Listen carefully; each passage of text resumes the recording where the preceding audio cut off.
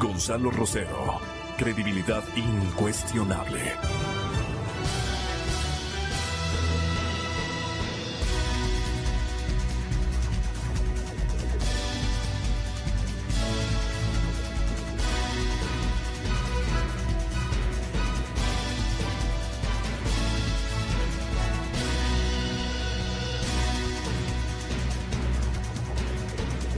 Ayer leíamos un muy importante reportaje que incluía un sinnúmero de falencias por las que ha atravesado el mundo político ecuatoriano, pero fundamentalmente la sociedad ecuatoriana.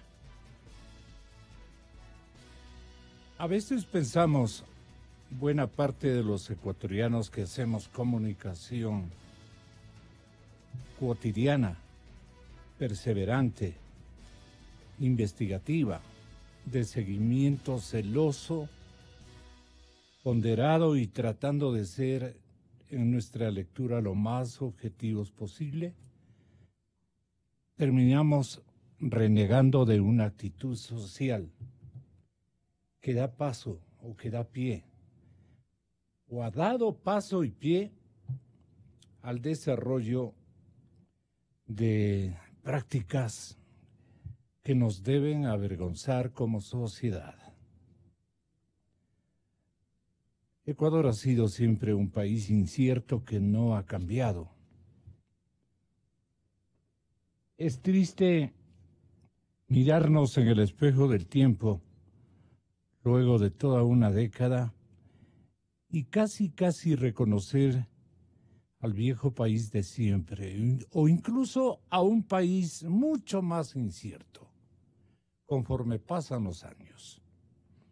Mientras el correísmo cantaba, festejaba a su revolución, lo que realmente hizo fue usar su nombre, el nombre del pueblo, el nombre de la ciudadanía, el nombre de la sociedad ecuatoriana como pretexto para saciar su hambre de dinero, ahora vemos, de dinero y de poder.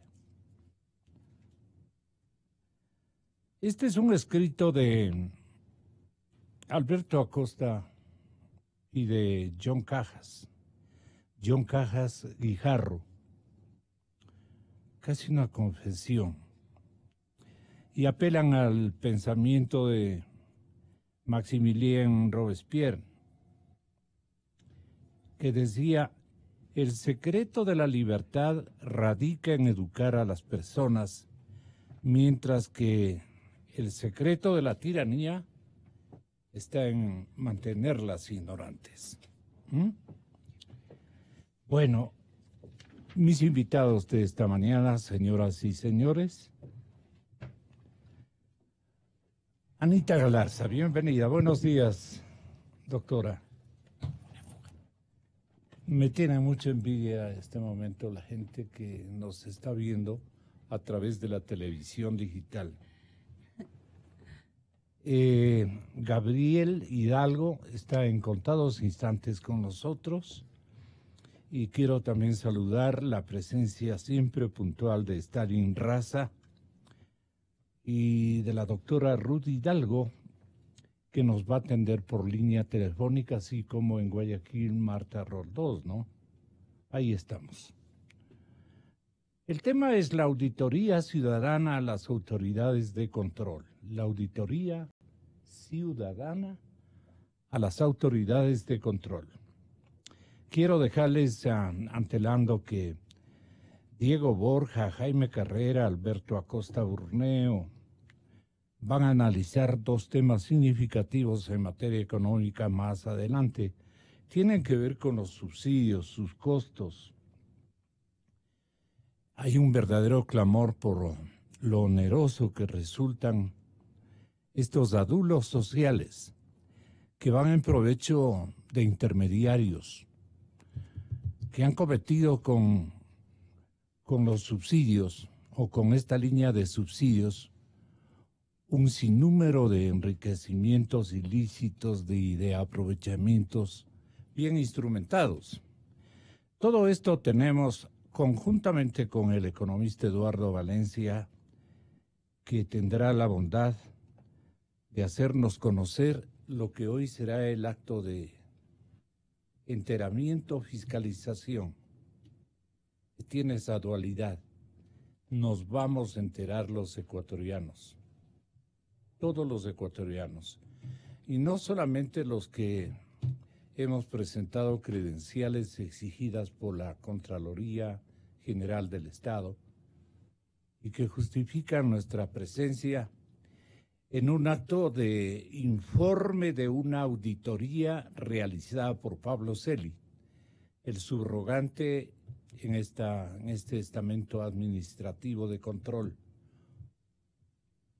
estamento público de control. Las cosas que he encontrado dicen que son terribles. Y lo vamos a conocer en las próximas horas. Porque los comunicadores, y digo yo desde este momento, tenemos todo el derecho, nadie nos puede frenar. Nos pueden regular, impedir incluso, prohibir el ingreso de grabadores, de tecnologías con las que cubrimos cualquier evento de significación o de menos importancia. Pero no nos pueden impedir informar. Lo que nos van a enterar ahora es muy grave, tremendamente grave. ¿Qué pena tener que anticiparle esto a la ciudadanía? Bueno, ahora que no es grave, dice la gente. Ya ha hecho esto que dan en llamar en el lenguaje popular, ya ha hecho callo la conciencia social, la memoria social más bien. Pero lo que van a escuchar ahora los ecuatorianos, lo que van a identificar y va a ser explicado a partir de seguramente del día de mañana por los medios de comunicación. Yo pienso hacerlo, pero que no me dejen entrar, porque si algo sé, yo tengo la obligación, el deber sagrado de informar a la colectividad, para eso estamos. Así es que de una vez les digo, yo sí, lo que ubique, lo que escuche, lo diré el día de mañana en compañía de muchos de los testigos de esta especie de informe denuncia de una auditoría completa. Ojalá esté así. Nos han mencionado que las anteriores auditorías o informes o el silencio sepulcral de Carlos, el norteamericano, ahora es un pícaro norteamericano, ¿no? Porque se amparan en la doble nacionalidad y se burlan de la sociedad ecuatoriana. Carlos Poli, esto lo conocía porque además él era el principal protagonista, pero lo que van a oír de Correa, las permisividades, los informes que han suscrito gente de no creer, afianzando las contrataciones, especialmente las contrataciones que han rescatado del erario nacional ingentes cantidades de dinero. ¿Dónde está esa plata? Bueno, lo haremos mañana, pero hoy estaremos allí. Creo que el trámite de mi está avante. Muy bien. Entonces lo de los subsidios lo dejamos para más tarde, pero también el economista Eduardo Valencia nos describirá las características de esta auditoría, que seguramente también nuestra legisladora Anita Galarza ya la conoce en parte. Ella sabrá si hace referencia a alguna pista esta misma mañana, pero me parece que debemos mantener una tranquila cronología de las cosas. Los que tienen que estar todo oídos me parece que son los miembros de esta comisión, que vistazo en su último número les da en llamar los examinadores. A la cabeza, el respetable doctor Julio César Trujillo. Quisimos tener un avance, no lo vamos a tener, ni siquiera a las 8:30, que no me dicen. ¿Qué pasó, Julio César? Bueno, Eduardo Mendoza, Luis Hernández, Javier Zavala, Pablo Dávila, caballeroso empresario, Miriam Félix, que es una maestra, la docente, y Luis Macas, respetable e histórico líder indígena. Ellos van a tener la última palabra después de escuchar lo que van a escuchar, lo que vamos a escuchar todos, porque intentaremos enterar a la ciudadanía de los milagros. No pueden llamarse milagros. Perdone, a manera de una premisa que usted ha escuchado, ¿esto va a ser tormentoso, Anita, para la ciudadanía? ¿Para ustedes, los fiscalizadores constitucionales? Buenos días, Gonzalito. Muchísimas gracias por su invitación. Siempre un gusto estar en un diálogo junto a usted. Ya le estaba extrañando presencialmente porque siempre le escucho. También un saludo a Stalin. Por supuesto, un saludo cariñoso para toda la ciudadanía que nos está acompañando y para el resto de contertulios del diálogo. Nosotros como fiscalizadores por rol constitucional tenemos que estar vigilantes ante los procesos que se están llevando a cabo, por ejemplo, la auditoría de la deuda.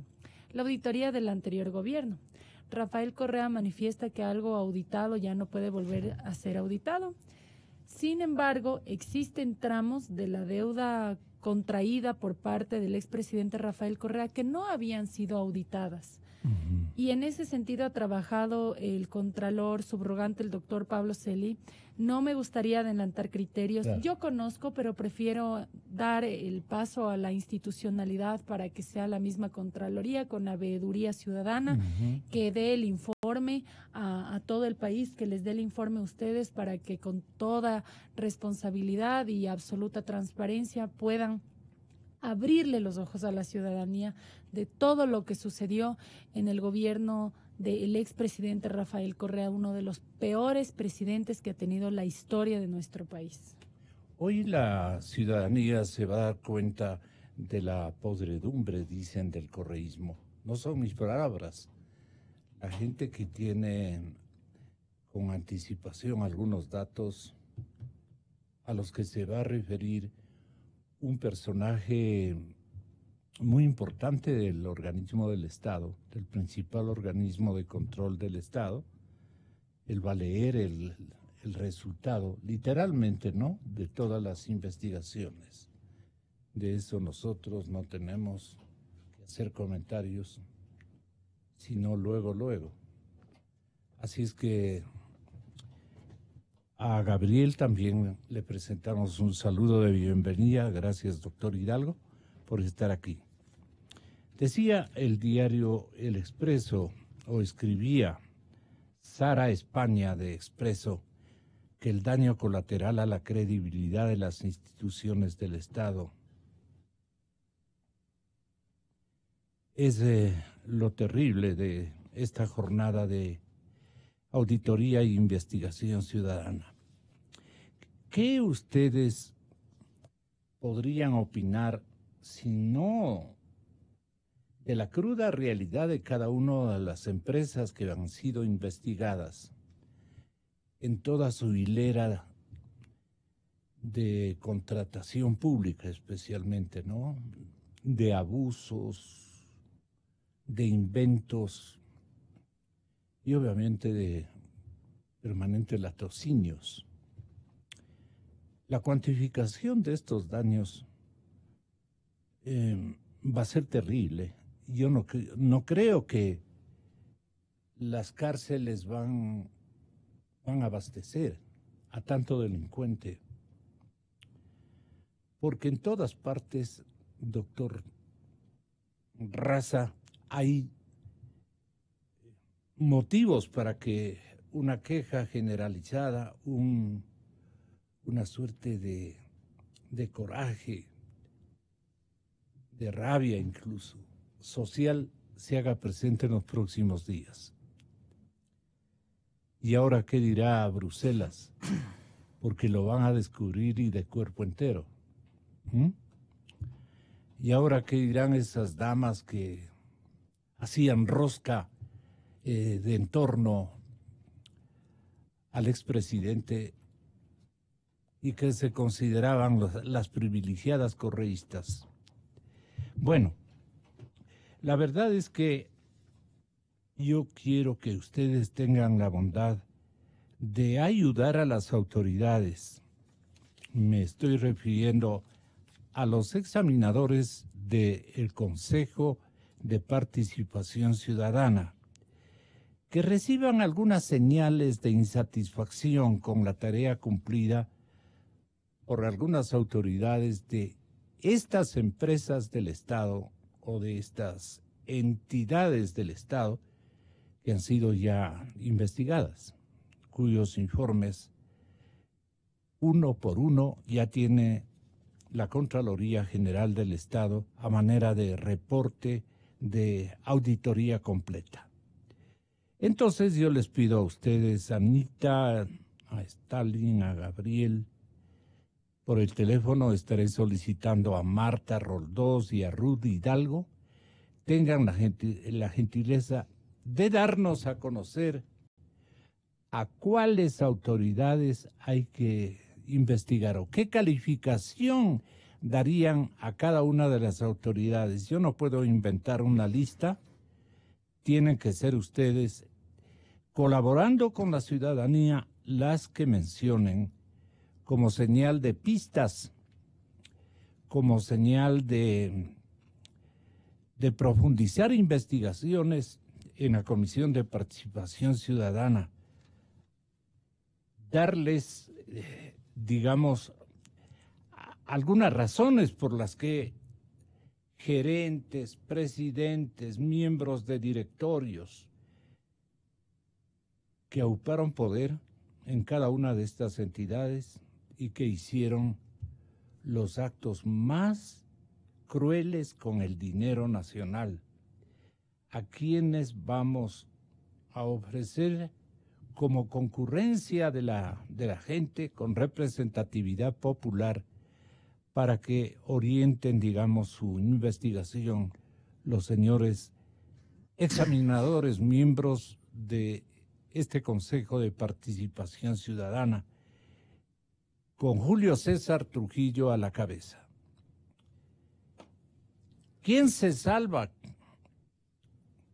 ¿Por quién empezar? ¿Qué tipo de prioridades deberíamos establecer?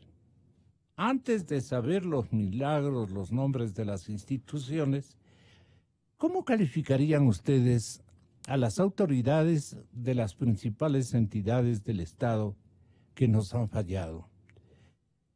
Me desquito con el atraso, dando la palabra a Gabriel Hidalgo, ¿verdad, Anita? Sí, siga, por favor. Hola, Gabriel. Buenos días, Gonzalo, muchas gracias por la invitación. ¿Qué le parece la intención de la radio de que ustedes tengan la bondad de darle la oportunidad también para que la gente nos llame a nuestros teléfonos que bien pueden utilizar desde cualquier parte del mundo? Nos están viendo. Los teléfonos que están a la orden de ustedes son el 2523-290, el 2559-555. Ok. ¿A cuáles autoridades hay que investigarlas con mayor acuciosidad? Sería la pregunta genérica, Gabriel. Buenos días. Ahora doctor. sí, buenos días. Estoy encantado de estar aquí. Muchas gracias por la invitación. Un saludo para la asambleísta Ana Mercedes Galarza, para Stalin Raza. Pues solamente hay algunas, ¿no? Dice el anexo de la consulta popular, ¿no? Algunos hemos sostenido que la institución, el Consejo de Participación Ciudadana, es un consejo que tiene que ser interpretado no en términos de periodos, sino en términos de una institución que ha permanecido en el tiempo a partir de la vigencia de la Constitución de 2008, de tal forma que cualquiera de las autoridades que haya sido elegida por este consejo en funciones a partir de la Constitución del 2008, pues puede ser evaluado, ¿no? Puede ser evaluado, puede ser evaluada. Ahora, el problema es que se necesita de unos límites temporales, ¿no? Y esos límites temporales están establecidos pues, en el anexo de la pregunta 3 de la consulta popular, ¿no? Que dice el último consejo. Y el último consejo, pues, es el más reciente, no puede ser considerados los dos anteriores, el transitorio, el que funcionó a partir de la Constitución del 2008, y el posterior, que fue el definitivo, no, que este sería el tercero. Con un poco menos de 4 años de ejercicio en sus funciones, tal vez 3 o 2, no estoy seguro de esto, pero ese sería el límite temporal. Y eso descartaría que puedan ser, digamos, controladas las autoridades, por ejemplo, del Consejo de la Judicatura como de la Corte Constitucional. ¿Usted qué opina, doctor Raza? Buenos días, Gonzalo. Buenos días, Anita. Y buenos días, Gabriel. No estoy de acuerdo, lamento no estar de acuerdo en esta primera intervención con Gabriel, pero el anexo de la pregunta que fue sometida a la consulta popular establece que la evaluación sobre las autoridades que tiene que hacer ese consejo transitorio es sobre todas las autoridades que tiene competencia el Consejo de Participación Ciudadana para haber designado. Es decir, todos los que fueron designados por todos los consejos de participación ciudadana que existieron desde la Constitución del 2008. Y además, todas las autoridades, y ahí está la lista a la que usted hacía referencia, Gonzalo, todas las autoridades que están establecidas en la ley orgánica del Consejo de Participación Ciudadana y Control Social, donde están incluidos los miembros, los vocales del Consejo de la Judicatura. No los de la Corte Constitucional, ciertamente, porque la Corte Constitucional no fue designada por ese consejo, sino por una comisión que se conformó de manera especial, con una forma especial que tiene la Ley Orgánica de Garantías Jurisdiccionales para hacer esa designación. Pero sí el Consejo de la Judicatura, pero sí la Fiscalía, pero sí la Procuraduría, pero sí las superintendencias y todos esos funcionarios que están en esa lista de la Ley Orgánica del Consejo de Participación Ciudadana. Pero más allá de eso, y hablando de las empresas a las que usted hacía referencia, Gonzalo, no olvidemos también que la propia consulta popular les encargó a los consejeros transitorios ejercer las funciones regulares del Consejo de Participación Ciudadana. Y dentro de esas funciones está primordialmente la tarea de lucha contra la corrupción. Entonces, aunque no exista por delegación de la consulta popular la capacidad de evaluar, por ejemplo, a las empresas públicas y a los directorios a los que usted hacía referencia, Gonzalo, eso no quiere decir que en las funciones regulares que estaría ejerciendo este Consejo Transitorio como Consejo de Participación Ciudadana no tenga la capacidad de evaluar a todos los funcionarios y de hacer un control de la lucha contra la corrupción. Claro, y por supuesto con la participación, ahora sí, inaugurando después de 10 años de vigencia de la Constitución, una tarea de incorporación de la participación ciudadana.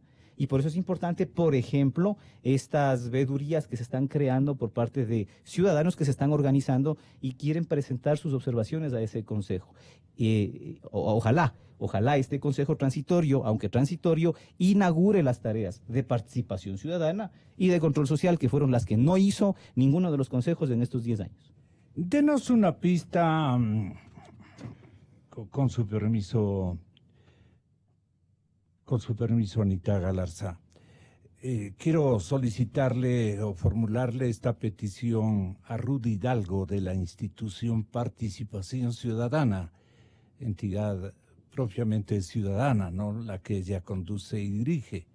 Doctora Hidalgo, ¿usted se atrevería a mencionar cuáles son o quiénes nos fallaron en términos de funcionarios de estos organismos, no solamente de control, sino de establecimiento de canales normales de administración y conducción? No solamente nos queremos referir al robo, al atentado a los dineros públicos, sino también a la negligencia, a la permisividad y a la autoría de cuáles son los funcionarios que más han fallado en estos últimos 11 años en la administración de la cosa pública. Por allí sería el primer favor, que nos contestarían usted en su teléfono, Ruth, y la doctora y legisladora Ana Galarza acá en el estudio. ¿A usted qué le parece esta pregunta? ¿Cómo sería, cómo configuraría una respuesta que se le venga a este momento a la memoria, ¿no? A la memoria, usted diría, son tantos y tantos. Deles una prioridad, no de gravedad, sino utilizando la cronología memorística que reporte su conciencia de ciudadana y también de controladora del ejercicio administrativo de las funciones públicas. Tenga la bondad, Ruth. Buenos días, Gonzalo. Un gusto estar por este medio con usted y obviamente un saludo fraterno a Ana, Stalin, Gabriel, Marta y a todos quienes me escuchan desde la ciudadanía. Simplemente quisiera mencionar e iniciar tomando nota de lo que Gabriel acaba de mencionar. Yo creo que es importantísimo lo que acaban de decir. Creo que este Consejo de Participación Ciudadana Transitorio tiene el desafío de inaugurar de verdad las acciones y las funciones que la Constitución Política de Montecristi le señaló que tenía que cumplir el Consejo de Participación Ciudadana. Esto es la lucha por la corrupción, el combate y la prevención a la corrupción, mecanismos de fortalecimiento de transparencia y control de participación ciudadana, etcétera, a más de, por supuesto, cumplir lo asignado en la consulta popular del 4 de febrero. Siendo así, y esto además unido, Gonzalo, a lo que usted acaba de decir al inicio, se supone que el día de hoy, o máximo hasta mañana, vamos a tener el informe presentado por el Contralor. Y ese informe va a destapar hacia la opinión pública una serie de situaciones que, si bien de alguna manera ya lo veníamos sabiendo, era un secreto a voces, va a ser oficial, digamos, qué es lo que ha pasado con los fondos públicos y cómo han venido manejando los fondos públicos en algunos sectores puntuales a partir del examen que él nos va a presentar. Eso, por supuesto, nos va a abrir un paraguas de alerta, pero sobre todo de verdad, pero también les va a abrir una posibilidad al Consejo de Participación Ciudadana transitorio para que tenga luces, se marque una hoja de ruta de trabajo y de examinación a los órganos de control. Usted me hacía una pregunta, ¿por dónde empezaría? Nosotros que hemos sido veedores, ustedes saben, de los procesos de designación de algunos órganos de control, y hemos tenido esta experiencia de alguna manera dolorosa con respecto a cómo se venían desarrollando los concursos. Entonces, a mí me parece que una de las primeras autoridades por las cuales debería empezar la examinación técnica, objetiva, por supuesto, ética, desde el punto de vista ético y de cumplimiento ético de sus funciones, debería ser la Fiscalía. A la luz, además de lo que acabamos de ver la semana pasada, fuimos y asistimos a un proceso complicado, vergonzoso, de idas y venidas de acusaciones por parte de quien ostentaba la presidencia de la Asamblea, dirigidas y apuntadas justamente a la Fiscalía, a quien debería ser además la Fiscalía el órgano de percepción para los procesos de corrupción, entre otras cosas. De manera que al no haber cumplido a cabalidad su labor, debería empezar el Consejo de Participación Ciudadana la evaluación por allí. Los pecados de Fiscalía fueron de comienzo a final, ¿no? Nadie se ha librado hasta este momento. Ha sido un escenario no solo de conflicto administrativo, sino de una negligencia sorprendente y de una contribución a este fenómeno macro que se ha conformado en estos últimos 11 años. El fenómeno de la impunidad, que ya no es un fenómeno, sino una práctica de sinvergüencería nacional. Es decir, la impunidad la toman ellos como una necesidad vital de sobrevivencia institucional y personal. No obstante que ellos saben perfectamente quiénes cometieron delitos, que casi son todos, lamentablemente. Las excepciones son las gentes y funcionarios honrados. Pero la Fiscalía ha sido la fábrica de la impunidad, especialmente desde que Correa dispuso a través del Consejo de la Judicatura una gerencia de impunidad macro que ha sido el Consejo de la Judicatura, con la designación de autoridades y de elencos jurídicos de control, de supervisión, de enjuiciamiento, de actos que han reñido con la moral pública, permitidos para unos y disimuladamente afectados o mencionados para otros. De esto quisiera rescatar la opinión de Anita Galarza. Nos quedamos en línea, Ruth. Tenga la bondad, Anita. Muy buenos días. Muchas gracias por estar aquí. Buenos días, Ruth. Buenos días, Gabriel. Realmente este momento que está viviendo nuestro país es un momento de transición en ciertos aspectos. En otros aspectos es nada más de apariencia y esperemos que ya no solamente se vea un intento de cirugía mayor contra la corrupción, sino que ya podamos ver que el paciente va teniendo una cierta mejoría. Pero ¿no da la cierto? impresión de que esta es una iniciativa propia del Contralor Celi. Yo no le veo acompañado o producto de un consenso de otro tipo de autoridades. Creo que Celi se animó al final y dijo: puede pasar lo que pueda pasar desde el lado del Consejo de Participación Ciudadana que preside Julio César Trujillo.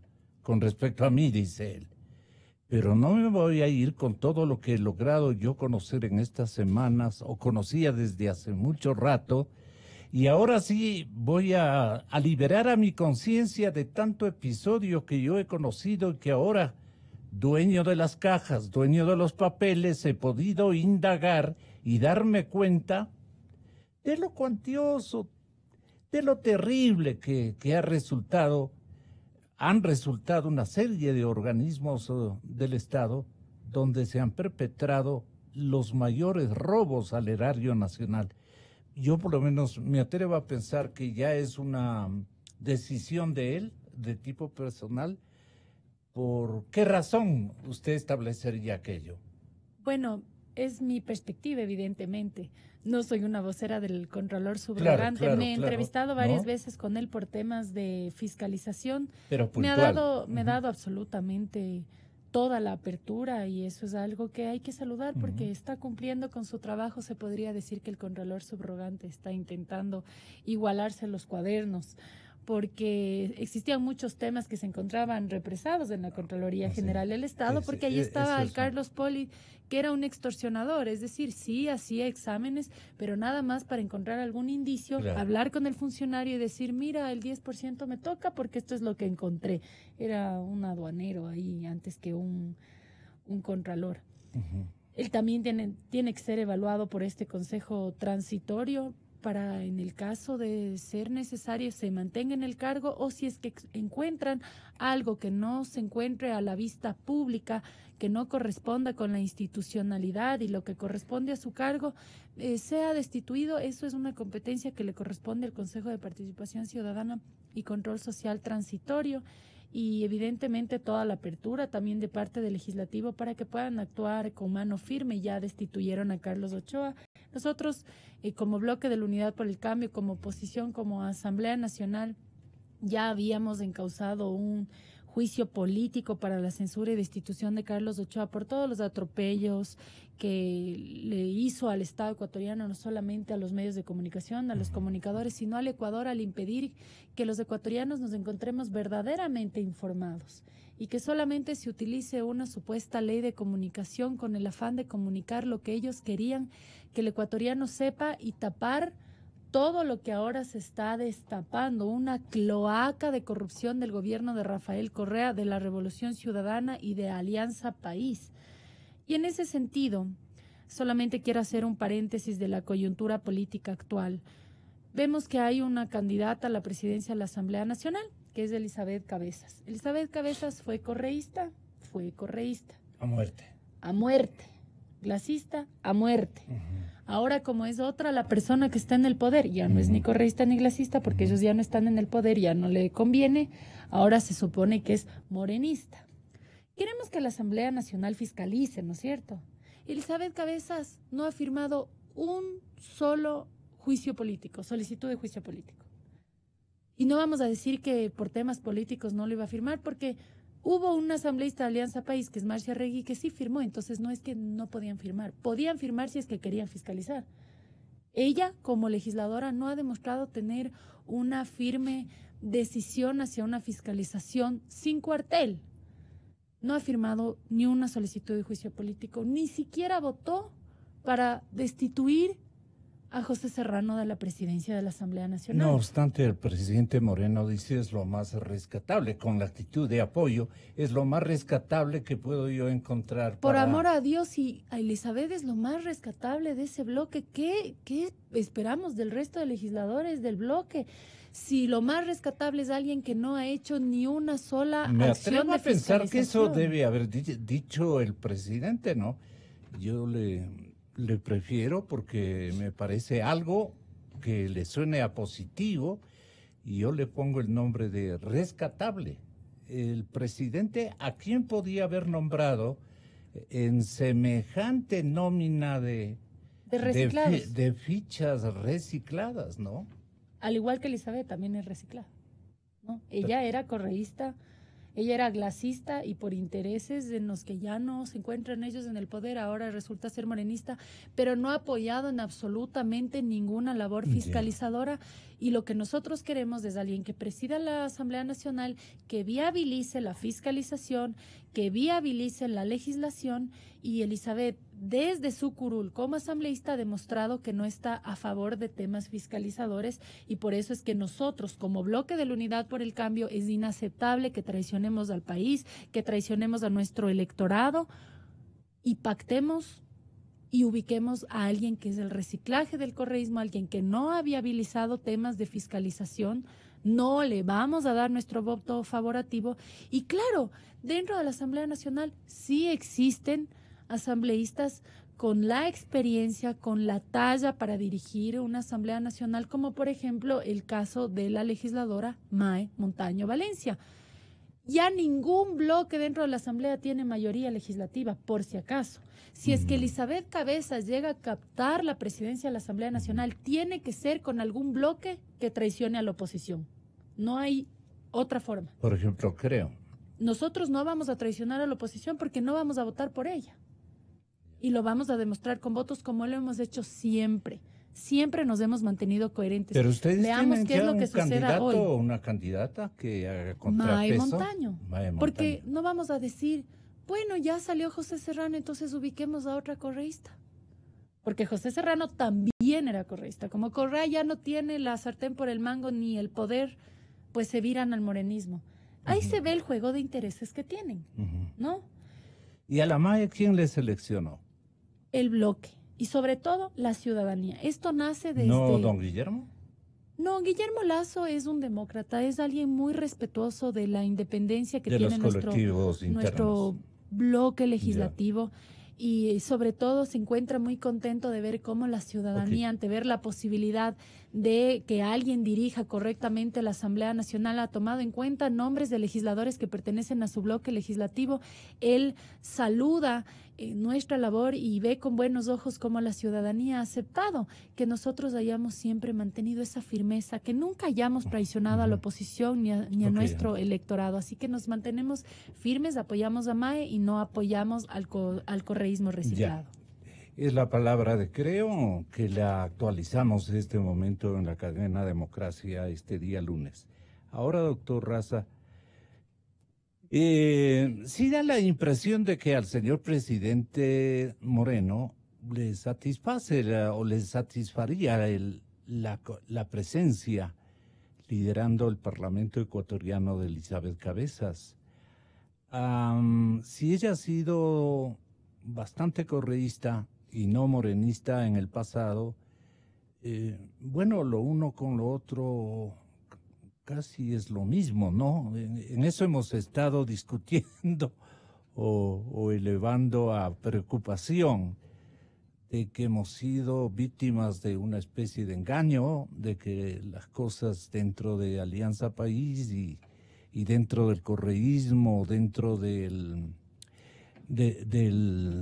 morenismo, las cosas se han identificado finalmente en resultados que se han dado, en apoyos que se han consolidado con el pasar del tiempo.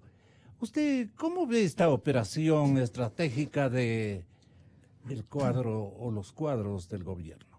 Bueno, lo que pasa es que lo que dice el asambleísta Galarza es cierto, pero es un tema que atraviesa desde la cabeza del gobierno. O sea, si a esas vamos, el presidente Moreno, días antes de ser electo presidente de la República, se agarraba de la mano y ponía el cuadro de Correa en el balcón de Carondelet. O sea, para correísta él, pues, Cierto. en el primer momento. Y de ahí para abajo.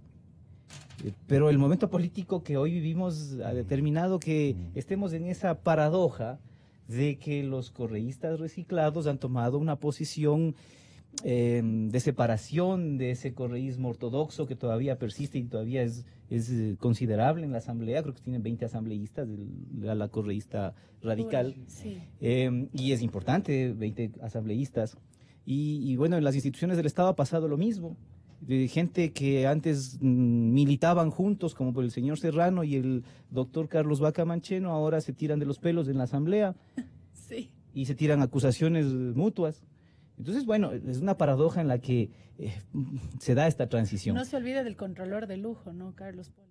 Controlador de lujo para Rafael Correa. Sí, o sea, es un tema que atraviesa a toda la institucionalidad, mal que nos pese. Entonces, siempre estaremos jugando, creo yo, en el escenario del mal menor, porque resulta que el morenismo es el mal menor frente al correísmo ortodoxo, y por eso yo sí quiero invitarle al asambleísta Galarza para que tengan cuidado. Yo sé que lo que pueda decir aquí no va a influir en lo que van a hacer en el bloque de ella hoy durante la sesión de la asamblea, pero cuidado también con hacerle el juego al correísmo ortodoxo, porque no nos olvidemos que un empantanamiento en la designación de la presidencia de la asamblea podría dar paso a esta tesis un poco peregrina en la que por suerte todavía están ausentes y están aislados los correístas ortodoxos, de que no correspondería hacer una elección de presidente de la asamblea o presidenta, sino que lo que correspondería es una sucesión de los vicepresidentes.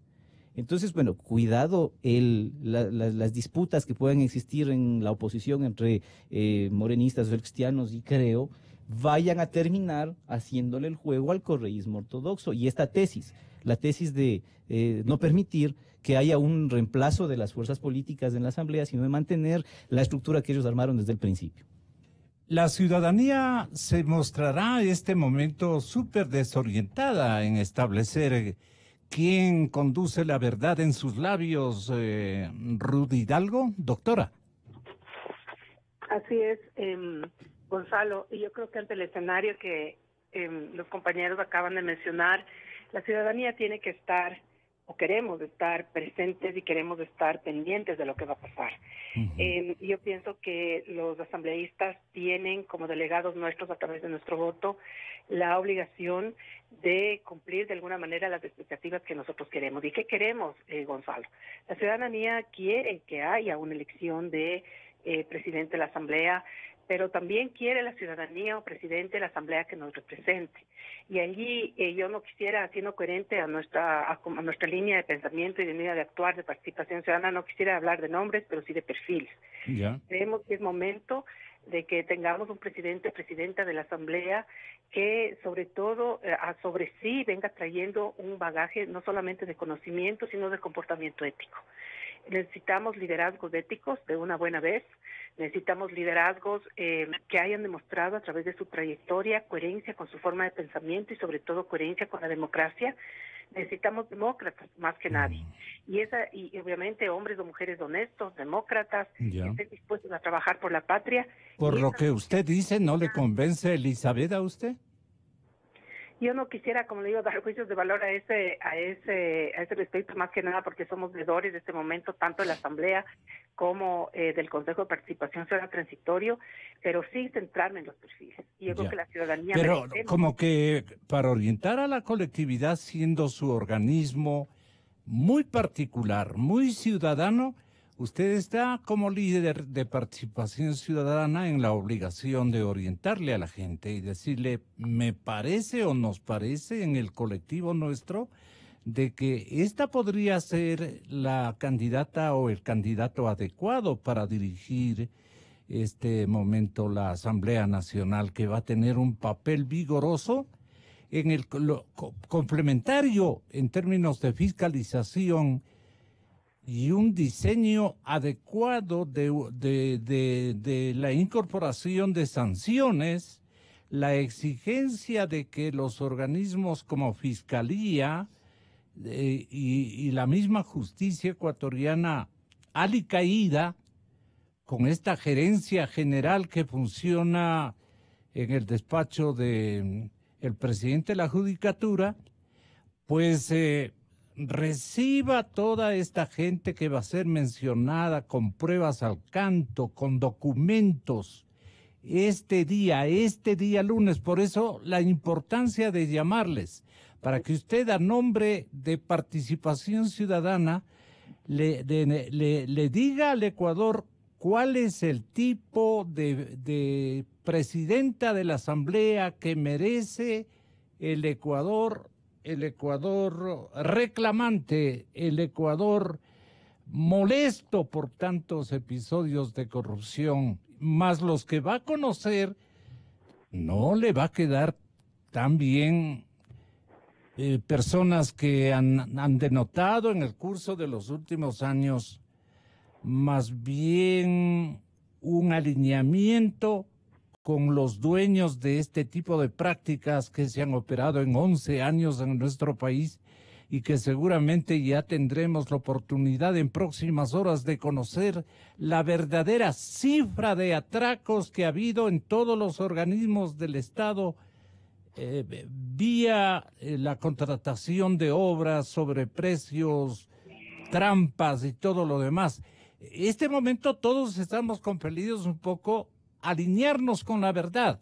Entonces, ¿cuál podría ser un candidato adecuado para que dirija la Asamblea, que va a tener un rol muy significativo en términos de precisamente fiscalización?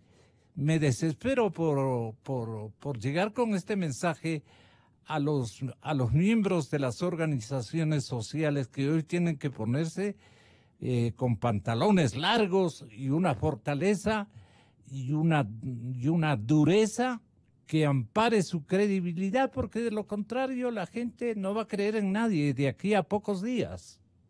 Así es, Gonzalo. Yo creo que estamos asistiendo a un proceso histórico sostenido de corrupción en la última década, y ese proceso histórico requiere de hombres y mujeres decididas para luchar contra la corrupción.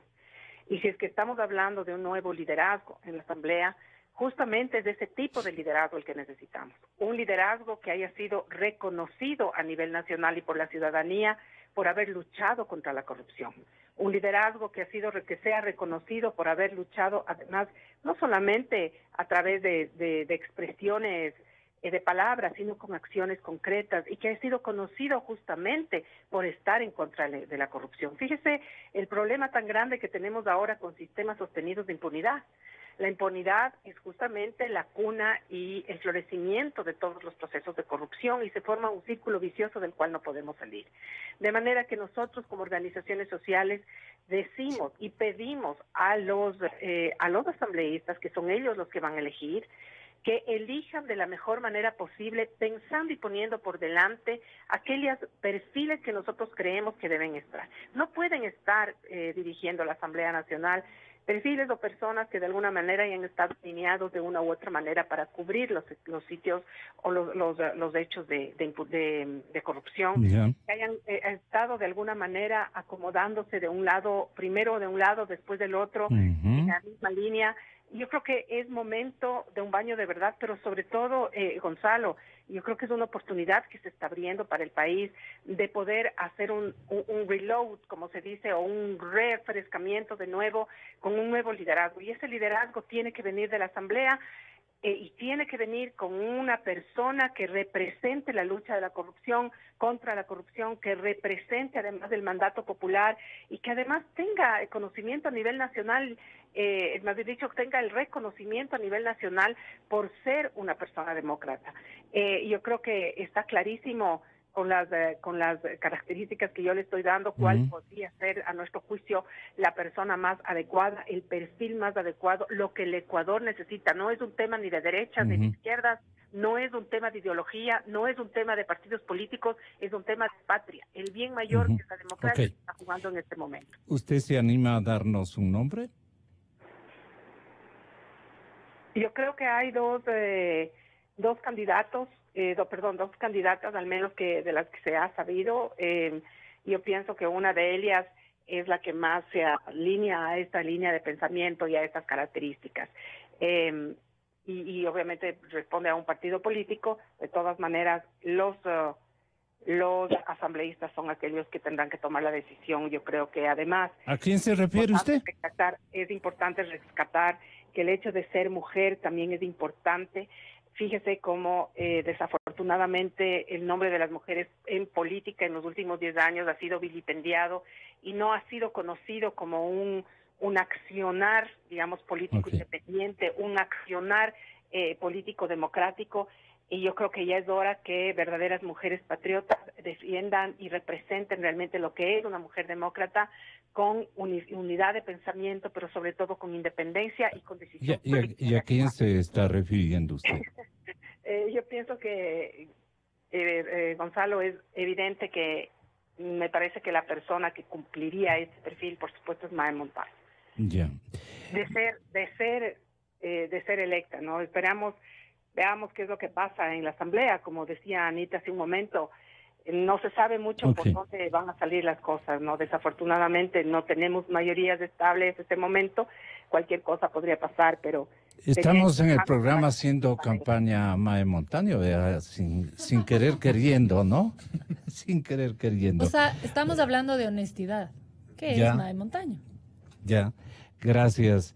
Gabriel Hidalgo, el tema es ¿cuáles son las instituciones? Este es el tema fundamental.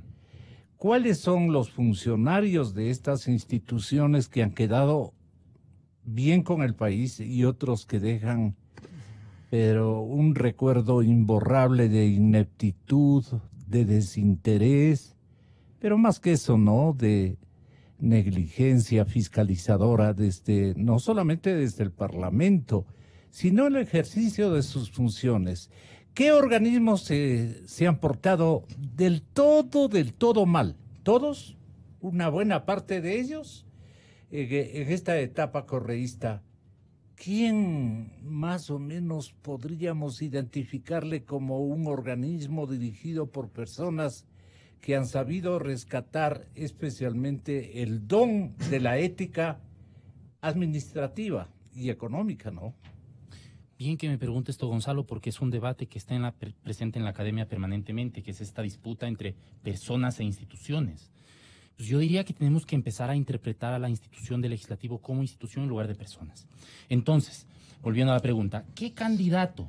Pues yo diría no qué candidato, ¿no? Sino qué mayoría, qué bloque, qué agenda legislativa y qué pacto político para poder ahuyentar lo que decía Stalin. El fantasma, por ejemplo, por el que están pugnando los sectores más ortodoxos del correísmo, que es el de la muerte cruzada, porque a ellos les conviene pues el caos institucional y la crisis de instituciones, para que en el caso de que hubiera una crisis de instituciones y una eventual muerte cruzada, pues regrese el Mesías para hacerse cargo de esta pobre patria afligida que solamente existe gracias a él. ¿Por qué le digo esto? Porque pues yo hice un comentario público. Al paso salió un asambleísta del Partido Social Cristiano, pues, y digamos, a descalificarme. Pero esto hay que, en el día de la votación para mocionar la destitución de Serrano, bueno, luego los social cristianos, el bloque social cristiano dijo, la historia nos dio la razón, porque nosotros no mocionamos a tiempo, nos abstuvimos y ahora estamos consiguiendo tal cosa. Bueno, eso a largo plazo, yo le contesté pues a la asambleísta que necesita una clasecita de política real express. Yo soy profesor de esto.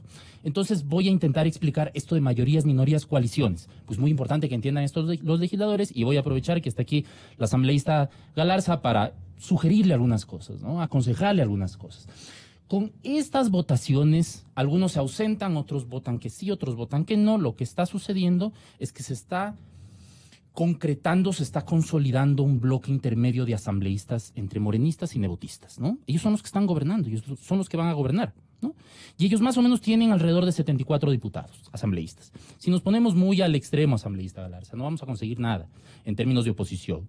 No vamos a conseguir nada, porque los que se están repartiendo la torta son los socialcristianos, PCC, Suma, más AP, BIN. Ellos se están repartiendo la torta. Ahora, ¿cómo se puede conseguir modificar el comportamiento de esos bloques legislativos? Pues intentando negociar algún candidato que sea, digamos, que tengan la posibilidad de entrar a disputar en términos de votos.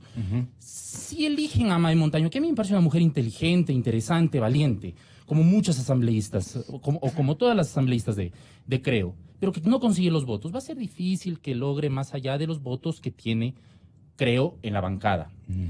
Yo propondría que intenten en ese caso llegar a un acuerdo eventual que les permita, por ejemplo, votar por un asambleísta varón o una asambleísta mujer, asambleísta o asambleísta, como dicen los revolucionarios, que sea, por ejemplo, el Partido Social Cristiano.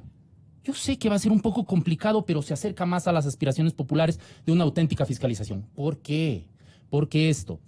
Porque si se permiten las cosas tal y como están, se elegirá a Elizabeth Cabezas, y Elizabeth Cabezas representa lo más ortodoxo del correísmo, es decir, va a bloquear la fiscalización, va a bloquear las intervenciones, no ella por ella, sino por lo que representa su pasado y por lo que expresa ella como legisladora afín a estos sectores. La otra opción, porque hay tres círculos, ¿no? Concéntricos, tres círculos concéntricos. De un lado están los ortodoxos, que quieren el caos. En el centro están los moreno-nevotistas, que están tan cómodos porque todo el mundo se les acerca. Y del otro lado, el riesgo de que Creo y el resto de la oposición se margine en el extremo. En esos círculos concéntricos se puede cruzar el moreno-nevotismo con el creísmo, con el lacismo, vamos a decir el lacismo, pues no se entiende esto de creísmo.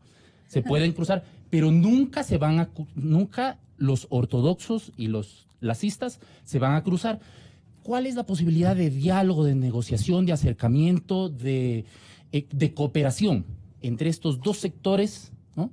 Para poder conseguir un pacto de gobernabilidad que permita cierta agenda de reformas con ciertos elementos, con ciertos contenidos, y evitar y marginar, porque hay que, digamos, legislativamente conseguir que la oposición primero sea funcional y segundo pueda trabajar por esos grandes intereses. No es suficiente, asambleísta, con decir luchamos en contra de la corrupción, pero impedir que las cosas sucedan. Porque yo siento que la oposición, tal y como está armada, la oposición de Creo, tal y como está armada, lo que está haciendo es marginarse, lavarse las manos y permitirle a los moreno-nevotistas que gobiernen, ¿no? Y yo recomendaría desde el punto de vista académico, que se consiga un acuerdo entre estos dos sectores que permita escoger a alguien del interior del Partido Social Cristiano, por ejemplo, porque esta es la naturaleza de los acuerdos legislativos. Va a ser muy difícil nombrar a alguien de Creo, muy difícil, pero conseguir a alguien, por ejemplo, que encarne esta agenda de reformas que permita tales cosas. Entre esas, por ejemplo, ahuyentar el fantasma de la crisis institucional, que es lo que quieren los ortodoxos. Los correístas ortodoxos quieren una crisis institucional que conduzca a la muerte cruzada o a la asamblea constituyente. Hay que ahuyentar ese fantasma, pero también posibilitar una agenda de fiscalización que transparente las cuentas públicas, que, por ejemplo, permita reformar las leyes que hay que reformar, aquellas que, por ejemplo, impiden la inserción del Ecuador en el comercio mundial, las que impiden el desarrollo económico local, que impiden la creación de empleo, pero también y especialmente que permitan que los sectores que los 10 años no tuvieron voz la tengan para poder expresarse en términos de poder transparentar las cuentas públicas. Es decir, que empiece un proceso real de fiscalización. ¿Qué pasa si les dejamos a los moreno-nevotistas escoger como puede suceder hoy? Van a elegir a alguien que va a prolongar la opacidad, que va a prolongar la situación de hegemonía y que en este clima de opacidad y de ternura, digamos, en este clima de ternura, este gobierno de ternura, pues, se prolonguen las cosas sin la intolerancia de los 10 años, pero ocultando precisamente eso que se tiene que saber y que se tiene que decir de los últimos años de gobierno. Es decir, doctor Raza, que el éxito de una bancada o de varias bancadas va a ser la necesidad de que confluyan mañana como mucho obligatoriedades que señalen a las autoridades y del Parlamento y de la justicia ecuatoriana obligaciones contundentes, misiones de saneamiento y de esclarecimiento global que terminen con las opacidades que seguramente la misma auditoría de Contraloría va sin pruebas, va a tener que obviar algunos nombres y algunas circunstancias. Entonces, como que un seguimiento a eso está obligado la Asamblea a realizar. Si no confiamos en la Asamblea, creo que todos, ¿quién sería la institucionalidad que pueda, doctor Raza, hacer resplandecer el castigo, la sanción con severidad? El consejo del doctor Trujillo, la Fiscalía General del Estado. No hay en quién confiar el seguimiento, digamos, de las denuncias que van a presentarse sobre manejo de endeudamiento, sobre ventas y contratos, sobre todas las áreas y módulos donde se han producido los atracos más infames contra el erario nacional. A mí lo que me preocupa es el seguimiento que se va a dar. ¿Quiénes van a dar seguimiento con esas denuncias producto de la auditoría que va a ser leída el día de hoy? ¿Quién va a hacer el seguimiento de sanción a los responsables de esos indelicadezas, de esos atracos que han cometido de manera gigante en contra del país? ¿Habrá ahora la cifra incluso de a cuánto asciende la deuda general del Estado contratada en estos 11 años, etcétera, etcétera? Doctor, ¿qué sugiere usted? Me voy a referir a eso, Gonzalo, pero no quiero dejar pasar lo que acaba de decir Gabriel hace un momento. Y en este ejercicio de política real a la que él hace referencia, lo cierto es que la cancha está marcada de la siguiente forma. El presidente Moreno sale ayer en su mensaje y dice: yo estoy de acuerdo en que sea presidente o presidenta de la Asamblea alguien que pertenezca al Movimiento País. Y con eso más o menos empieza a marcar el territorio de lo que va a ser el comportamiento de Alianza País más sus aliados. El BIN, el BAN, el PUN, el PAN, no sé cómo se llaman todos estos grupos que le apoyan, ¿ya? Pero más o menos ese va a ser el comportamiento que vamos a ver hoy. Y también la oposición, que va a mantener una línea radical, por lo que estoy viendo, presentando su propia candidata y manteniéndose en eso. Socialcristianos aparentemente van a sumarse a la propuesta del presidente por esta relación moreno-nebotistas a la que ha hecho referencia Gabriel, y lo que quedarán es la oposición con Mae Montaño como candidata, y por el otro lado la tesis de esta peregrina de los correístas radicales de que no procede la designación de un presidente o presidenta de la Asamblea, sino la sucesión por parte de los vicepresidentes. ¿Le queda bien, doctora Nebo, de asociarse con en este caso, con el partido? Hay que preguntarle a él. Parece que sí, de las últimas evidencias que se van teniendo, pero hay que preguntarle a él. Lo que yo quiero decir es lo siguiente: tampoco hay que satanizar la posibilidad de que la candidata propuesta por el Movimiento País, respaldada por el presidente Moreno, pueda bloquear el tema de la fiscalización. Vea usted, yo no sé qué es lo que hubiera pasado si habría ganado las elecciones Guillermo Lasso con el tema de la fiscalización, porque es un evento que no sucedió.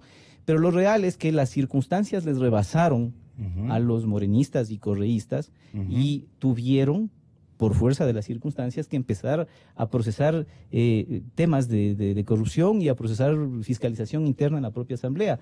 Fíjense ustedes el comportamiento inicial de la recepción con bandera, con alfombra roja que le hicieron al ex vicepresidente Glass. Y después la posición que tuvieron cuando ya se dieron las evidencias en el proceso penal. Y así muchas cosas más. Entonces, en un ejercicio de política real, pienso yo que la oposición debería reflexionar en la posibilidad de no empantanar, negociar, buscar acuerdos, buscar la posibilidad de futuras elecciones para otros cuadros que puedan ser mucho más representativos de los que tienen ahora, para un periodo regular además, porque el periodo que va a ser electo de la presidenta o presidente actual va a ser hasta la conclusión del periodo del señor Serrano.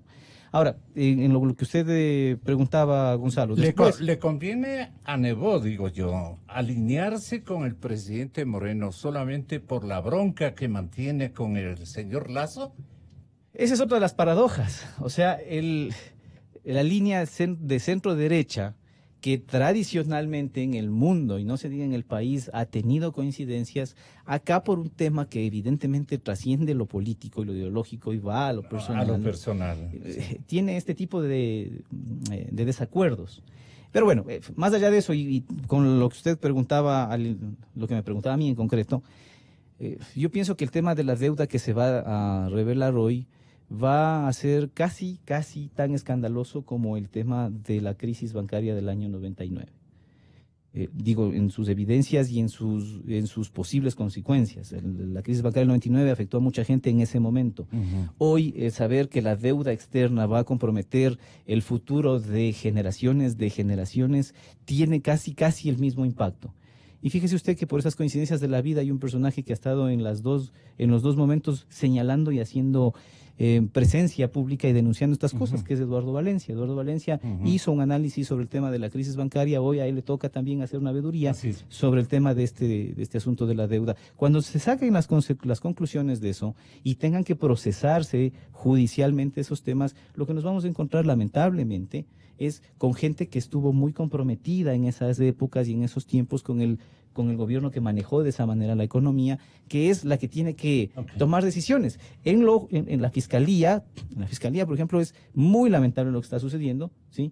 Porque titular de la función, con los cuestionamientos que ya sabemos, con la disposición de la Asamblea de que tiene que iniciarse un juicio político en su contra, subrogante del fiscal general, también cuestionada por haber participado